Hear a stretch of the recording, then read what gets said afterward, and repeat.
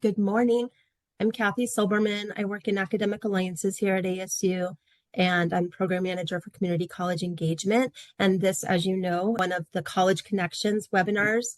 And today we are so pleased to have Watts College of Public Service and Community Solutions with us. So we have Lisa Faulkner and Erica Mariano, and we're going to jump right in and get started. Thank you for being here. Well, hello, everyone. Thank you for joining us this morning. It's still morning. Like Kathy said, my name is Erica Mariano. I am the Assistant Director for Recruitment here at Watts College of Public Service and Community Solutions. And we are help creating the next generation of public service leaders. Never has there been more of a need for public service leaders, not only to be prepared, but passionate for creating change in our communities. We don't just teach public service, we do it. And what we mean by that is that the majority of our programs do require some type of embedded internship, but more on that to come. We are housed at two campuses, so the downtown Phoenix campus, in the heart of downtown Phoenix, right across from the ASU Law School, police headquarters, the court systems, hotels, and in many instances, students are within walking distance of their internship. And we are also located at the West Valley campus out in Glendale, Arizona. This campus is modeled after Oxford. There's a lot of greenery, a lot of courtyards. Our class sizes are pretty intimate to begin with, but at West, they are even more so. And they're not one campus is better than the other. It really just comes down to campus fit for your students. So if they are interested in potentially studying under a tree in a grass area, or if they're excited to see a cat roaming around, West is definitely a nice alternative to our downtown campus. Very different vibes, but still same program. So we are happy to promote that Watts College has some of the highest rankings across the university. So we're number 2 in criminology and criminal justice. We are a top 10 public affairs school, and it really just shows the faculty expertise in our subsects that we excel in, and top 10% in our School of Social Work program. Our public affairs school is accredited through NASPA, which is considered the gold standard of public affairs education. So when you're thinking of what is a Watts student and what type of student would be a good fit for Watts, think of like when you're speaking with your students, if they are saying that friends and family come to them for advice, or they want to make a difference in the community, or they want to change the world. A lot of these different phrases are kind of keywords to keep in mind when you are speaking with your students. If they are excited to hit the ground running and start on gaining experience in their degrees when they're an undergrad, and they don't want to wait until they graduate to start making a difference in the community. And Watts programs are definitely a great opportunity for students who want to make a difference, who want to change their community or communities around them, not only locally but worldwide as well. So Watts College of Public Service and Community Solutions is a mouthful. So oftentimes we say Watts or Watts College. We have 4 schools within our college. So the School of Public Affairs, School of Criminology and Criminal Justice, School of Social Work, and School of Community Resources and Development. And as you're looking at these programs, you may be thinking like, wow, what do all of these have in common? And all of these are essentially wanting to make a difference in local communities or communities worldwide. So public service and community solutions, similar to like a poli-sci degree, but rather than focusing on the theory, focusing a little bit more on local, city, federal government, and how to affect change. There is an embedded internship, and a lot of our students are wanting to maybe change local policy, changing the way things are done in our communities, or perhaps in thinking of changing laws or affecting change in that capacity. And then we also are number 1 in emergency management and homeland security. So for those students who are interested not only in potentially working in like FEMA, or if they were first responders or veteran students, these are friendly bachelor's degrees for transfer students within our School of Public Affairs. The Criminology and Criminal Justice is our top pathway program. So a lot of your students may be interested in criminology and criminal justice. And we do have a concentration in policing. So the main difference between the two is that the concentration has a prescribed list of courses that have an emphasis on the policing area. So if your students are wanting to go into law enforcement or perhaps have a law enforcement background, the policing concentration is an excellent opportunity for them to further their education that way. But a lot of students will do the general criminology and criminal justice program.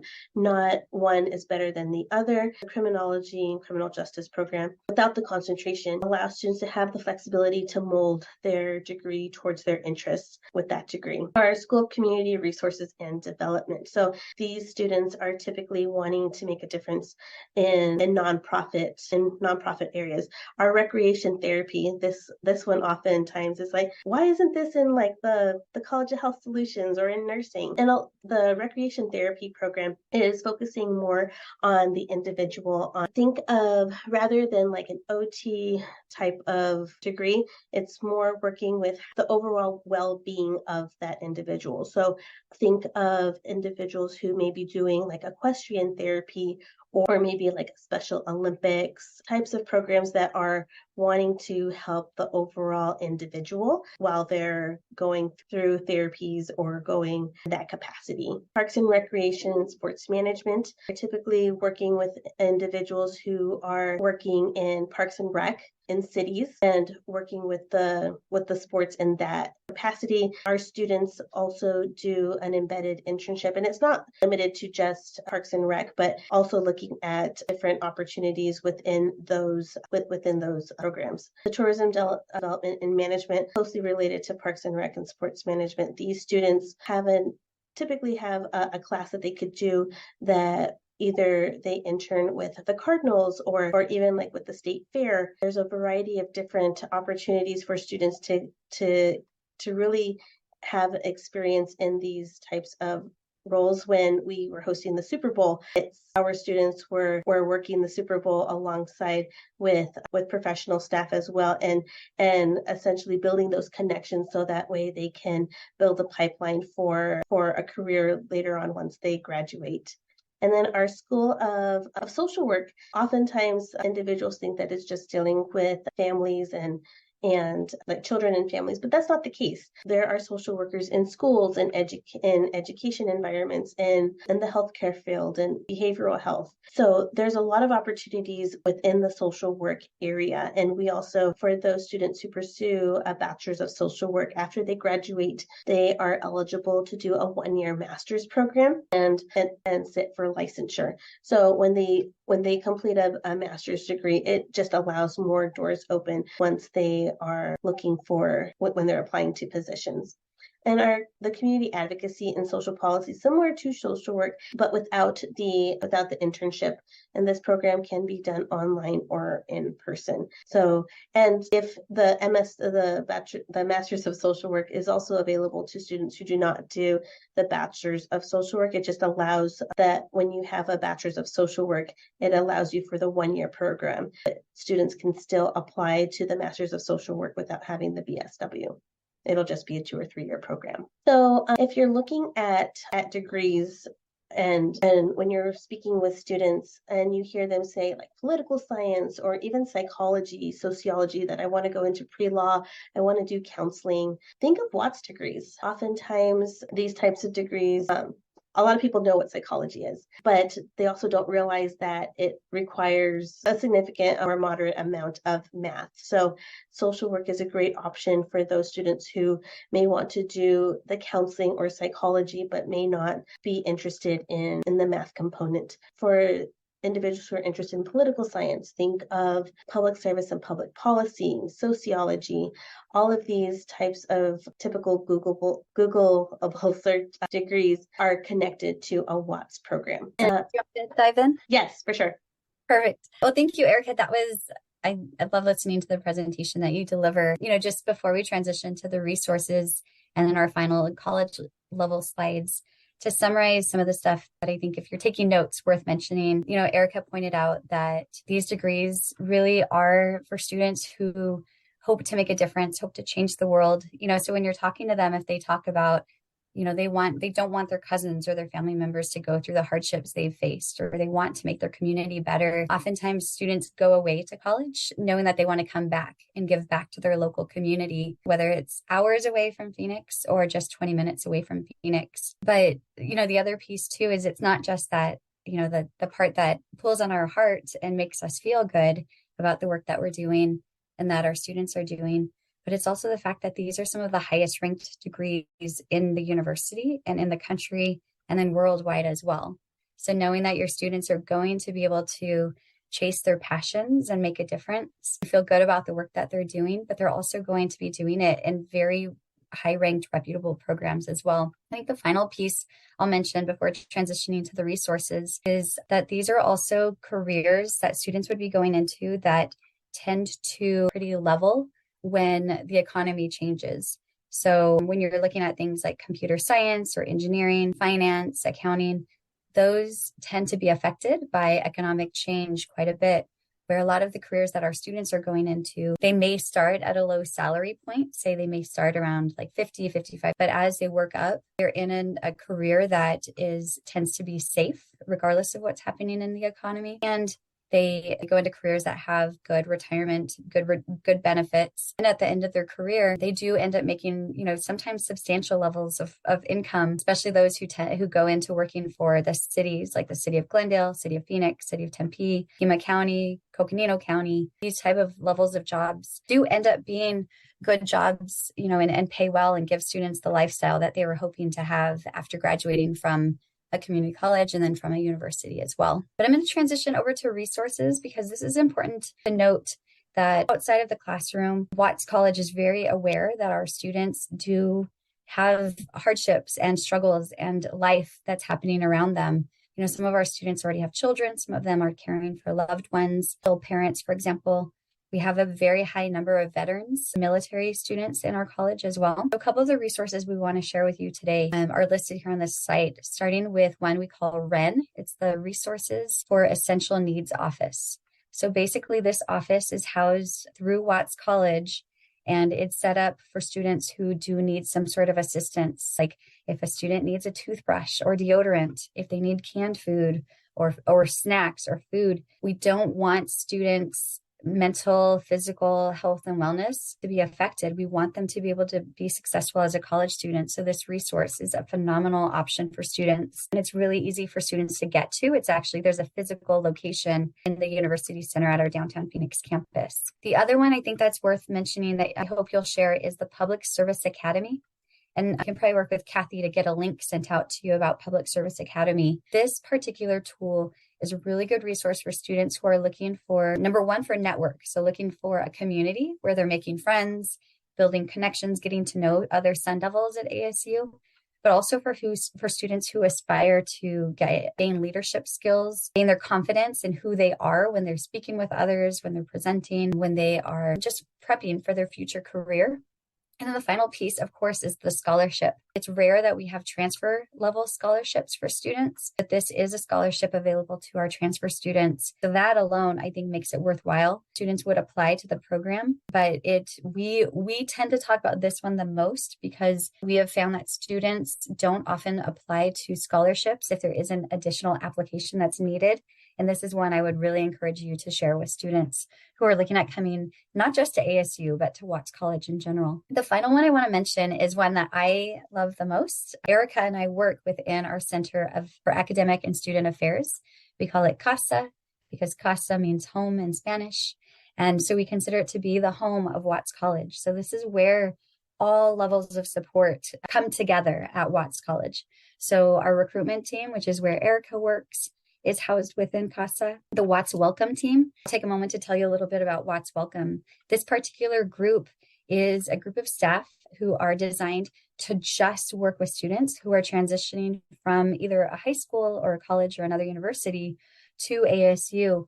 So their entire role is to make sure that students have everything they need to be successful as they transfer to ASU and transition over to a university. So we are one of the only colleges that have an additional level of care set up for our transfer students. And really the team is just, they literally will meet with a student in the parking structure at West Valley campus, and they will walk them through, show them where the classes are, show them where they can get the library resources, Starbucks, textbooks, any of that stuff that students need. The Watts Welcome Team is here to help. And then, of course, our advising support. We have advisors who work with students along their entire journey at ASU. And then retention, of course, as you all know, means that these are the individuals who help just make sure students graduate. You know, if they're going through hard times, if they have questions, if they're trying to figure themselves out, the retention team is here to help them through that transition. All right.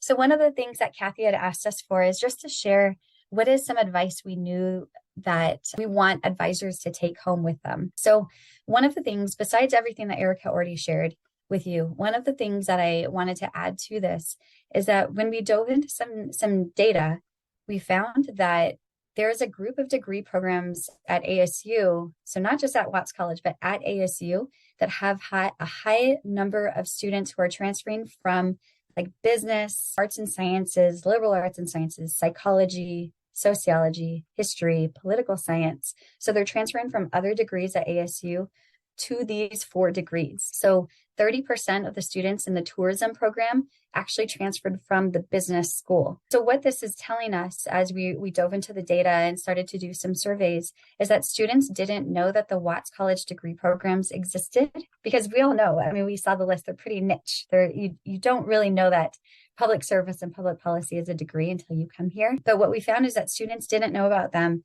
But once they took one of these classes as maybe an elective or a general studies course, they fell in love with it, and it really cued into their heart and made them excited about school. They were excited about the textbooks. They were excited about the presentations, and they ended up transferring over to these degree programs. So I would say, you know, my takeaway here and what I'd like to share with all of you is keep these ones in the top of your mind when you're talking to students who maybe are looking at some of the traditional degree programs, and mention them, because it wouldn't hurt to give them a heads up that these degrees exist, because there's a chance they could just transfer directly to these rather than transferring to a different program and then having to change degrees later. On the next slide are degrees that I wanted to mention that are just really good to, if a student starts these right away as part of their transfer plan, it tends to benefit them the most. So our Bachelor of Social Work program does have some specific requirements in it, like language requirements and things like that.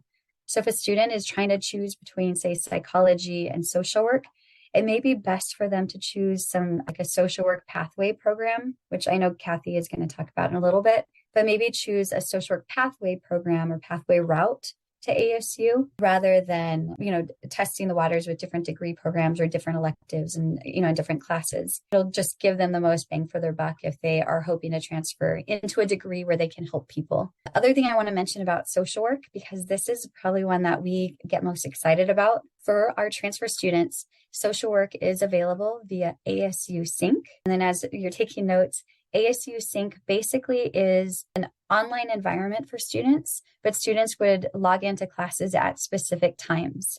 So this isn't set up like ASU Online where students can log in and do their work at 10 o'clock at night or, you know, on Saturday mornings. They would log in on, say, like a Tuesday at 11, and it would always be Tuesday at 11 or Wednesdays at noon, you know, things like that. So it allows them to do like an online environment, but from a live perspective. It's a phenomenal way for students to learn if they can't actually move to a campus. Social work is also available, like Eric mentioned, at the West Valley campus and the downtown Phoenix campus. Another piece to mention, especially for our PIMA group, it is available in Tucson as well. It's actually been available in Tucson for about 40 years. So students don't need to move to Phoenix to pursue their BSW. They can do it there in Tucson. And then finally, just most recently, it's been designed to be available via ASU Online. The fall 2024 group will be the first group that has the ASU Online option. And then the other one is emergency management. The only piece I want to mention is this is one of those degrees that if students can start it right away, it tends to benefit them the most. Those conclude all of the Watts College slides, but Erica and I will be here. If you have any questions that you want to put in the Q&A while Kathy's going through the pathway slides, we're more than happy to answer them in the Q&A. And then, of course, you can always reach out to us. Thank you. Thanks, Lisa and Erica. Okay, well, we're going to do a little quick run through of my path to ASU, but please hang on if you have any questions. I promise I'll make it pretty brief because I know most of you, if not all of you, are fairly familiar with my path to ASU. So as you may know, students save time and money using my path to ASU. Overall, they save time and money because, first of all, they're starting with you. They're maximizing their transfer credit at your colleges, and then they're coming over here to finish up their bachelor's degree. They follow a customized course by course and term by term pathway, which, because they're taking the courses that are applicable toward their bachelor's degree, they are minimizing that chance of any loss of transfer credit. They can track their progress all along the way using what's called My Transfer Guide, and I'll show you that in just a moment with a video. This is a big benefit that sometimes I forget to, when I was advising, I used to forget that this was something that was a benefit of MAP at that time in Maricopa, but now My Path to ASU, that students receive personalized communications when they sign up for My Path to ASU, first welcoming them to My Path to ASU and connecting them with ASU so that they are aware of important deadlines for when it gets closer time to transfer. All of those communications are strategically planned so they're not receiving information about like you're just about to transfer when they're not. So we want to be connected with them and have them feel that connection to ASU along the way. They also receive invitations to events, and some of those are online and some are in person. They also hear from the dean of their college that houses their major so that they can start looking into more about that major, make sure it's right for them and all of that. They also have access all along the way to ASU's transfer coordinators, of course, who are out at your campuses and or available online for appointments. And then they earn guaranteed admission into the major of their choice. So not just the university, but their actual degree program if all of the pathway requirements are satisfied. So as you know, there's a handful of majors that have additional admission requirements on top of what's required for the university. So those requirements are on the pathways as well. So students have that centralized resource along with the resources they're using for their associate's degree to keep them on track. So there's lots of URLs and lots of roads into My Path to ASU. So if you see different URLs, no worries, those roads all lead to My Path, but I like this one the best because it's the shortest. So asu.edu/mypath-to-ASU. Now, regardless of where your students are going, so if you're out of state or if you're in state, Maricopa, outside of Maricopa, that will get you into the My Path tool, and it'll get you to this webpage right here. And if we look at these buttons up close, the left side, Get Started with My Path to ASU, is really where you sign up. So when they go there, then they'll start filling in information to sign up. And then, of course, if they change their mind or if they realize they signed up for ASU West degree and they wanted it downtown or something like that, they could sign up for the one that they want, and then that'll overwrite the last one. So then on the right, the Search My Path to ASU majors, you guys probably use this quite a bit to look up information and share it with students. And so that's more of the exploring type of phase. I love it that you don't have to sign up for an account. As an advisor, you don't have to sign up for an account just to use the tool and access information quickly. And I'm going to play this video. It doesn't have, I don't think I enabled sound. Oh, I guess I did. All right. This is the exploration phase here. And so you can compare majors quickly, easily, and you can show students how to find their way around if they're still kind of deciding on their major. I think I might be just hearing the sound. Do you guys hear it? Okay. I think I didn't enable it, so I'll just narrate a bit, but it's pretty self-explanatory. So students enter where they're going to school and some basic information about themselves, and then they're going to see their pathway. Those top areas open up so that they can see those more detailed requirements and any notes to point out any nuances with the program. You can see community college courses down the middle column and ASU's on the left. So when they are ready to sign up, they can go straight from the pathway. There's a sign up button, as you just saw. They can also go from that page, asu.edu/mypath-to-ASU. They enter where they're going to school right now. And if they're from Maricopa, it's going to take them over to the maricopa.edu sign up tool for My Path to ASU. If they're going anywhere outside of Maricopa County, then they will proceed as I'm just about to show you. And they enter what they would like to study, and then the degree, college, and location all narrowed down for them so they don't have to try to guess those things. They tell us a little bit about themselves. We know who's signing up and for what. They sign up on the FERPA agreement, acknowledging that ASU and your colleges are sharing academic information on their behalf so they get all the benefits of My Path to ASU. And then at that point, they're able to go into the transfer guide. The first time they see it, they'll be asked to set up a password. And then from then on, they can go back to TCG, which stands for Transfer Credit Guide. But if you don't remember, when they have signed up, they're going to go to any My Path page, and then they're going to see My Transfer Guide up in that top right corner as circled here. And so they can log into their transfer guide. On the side with I registered without an ASU account is what they'll do if they have never attended ASU or set up an ASU account in the past. And then they'll see their transfer guide, which is very similar to what we just saw, but it's a little bit more interactive in that, well, you'll see in just a moment. So it shows what pathway they signed up for. They can also favorite additional ones too if they're still kind of deciding, but they can only sign up for one at a time. Then there's that column that they can mark completed and in progress for courses. This is not automatic. It's something for them to do manually, but then they could print this out as a PDF or save it as a PDF to help them stay on track. And then I'm just going to show you, it always wants to play multiple times. Sorry about that. A close-up of what we just saw. These 4 tabs across the top are really helpful. The course search helps if they've gone to college anywhere else other than your institution, because they're looking at a pathway that's designed for your institution transferring to ASU. So if they've gone anywhere else, they can look up courses in that course search. Most likely it's in our database because we have over 1.3 million courses that Academic Transfer Credit Solutions here at ASU has evaluated. And so it'll show the equivalency of that course, if there is one, or if it will transfer as an elective and so on. And then they can see how that might apply to their degree. And then if it's not in there, there's an opportunity to submit an evaluation. You can see on the bottom here for this example, the submit evaluation button allows them to submit a course, and then it would be evaluated and added to the database. And then My Path to ASU is what we're looking at right now, the second tab. Exam search is for CLEP, IB, AP, and so on. So they would see what credit they would receive when they come to ASU with certain scores on those tests. And then student resources is a potpourri of additional information. That brings me to the end of my slides. And I think I clicked on everybody to allow them to talk, so you guys can talk if you'd like. You can put questions in the Q&A or in the chat if you'd like, whatever works best for you. Let's stop sharing so we can see you guys. No questions for me, but thank you for the updates and just having these available. Thanks, Sonia. We are going to be posting the recording of this on our website, on the Academic Alliances website. I'm not going to mess up the screen in the webinar right now by pulling that website. I should have had that ready, but we'll always remind you guys in transfer times and other communication, or you can just email me, Kathy.Silberman@asu.edu, and we'll get you whatever you need. But we hope you can use it for your colleagues who weren't able to make it today, or to refer back to any information.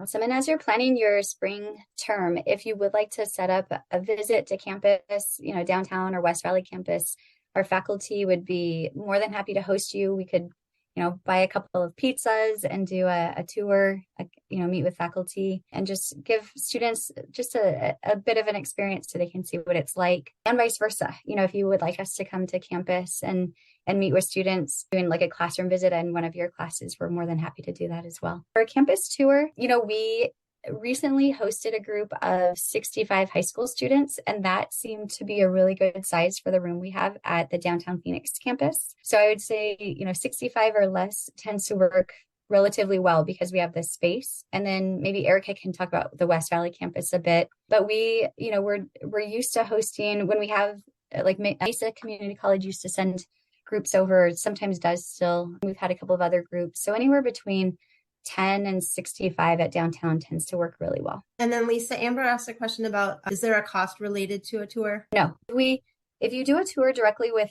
Watts College, we would set it up, we would host it. It's really easy, especially if you have some sort of like a shuttle, so that you all can travel or in a handful of shuttles. That works well. So there's no cost if you do it directly with Watts College. And then what we tend to do sometimes too is depending on your needs, if you are also interested in meeting with if students have interest in like pre-health or, pre-med, then we would partner with the College of Health Solutions, nursing, and work with them to just set up an event so that students can hear from them too. So it's relatively easy. I think the hardest part is just trying to find a date that works well for everybody. So the transportation is the visiting college's responsibility then, but then other than that, there's no costs associated with the tour. We can usually get parking covered at the downtown Phoenix campus or West Valley campus. We take care of that. Parking downtown, as you all know, you live nearby or have been, at concerts and stuff, parking's a little tricky downtown. So if you have a shuttle, that would be preferred. It makes it easier to reserve spots. There's a question in the Q&A. We would like for the students doing Path to My Path to ASU to have suggested courses that lead to a degree at Pima as well. Who would we work with to adjust the recommended courses? Is there a central area or separate departments? Yes, that would be Academic Transfer Credit Solutions. And Morgan, if you could put your email there, I can follow up with you. I just need to look up the particular email address that you should contact. I know there's a transfer pathways one and a curriculum one, and I don't know which one for that would be better for that question or if it would get to the right people. So I want to make sure, thanks, Morgan, that I gave you the right info. But anything related to it, just for everybody else, since I'm following up separately with Morgan, if you ever have questions directly related to the curriculum, you're going to contact your curriculum facilitators at your institution. And most of those are the people who go to the AZ transfer meetings. If you're in Arizona, any of the articulation specialists, that kind of thing. In Maricopa, it's Center for Curriculum and Transfer Articulation. And then they would contact the Academic Transfer Credit Solutions department here at ASU. And you're always welcome to email me and I can direct it that way as well. And along that same note too, if you are using My Path to ASU and something doesn't seem right or it contradicts any other resource that you might be looking at, please reach out if you're already in contact with your curriculum person about that or Academic Transfer Credit Solutions. That's great.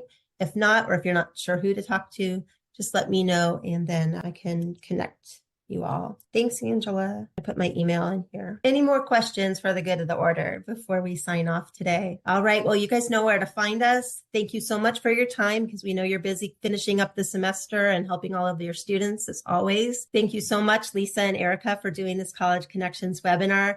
And we will hopefully talk to you all very soon. Awesome. Thank you.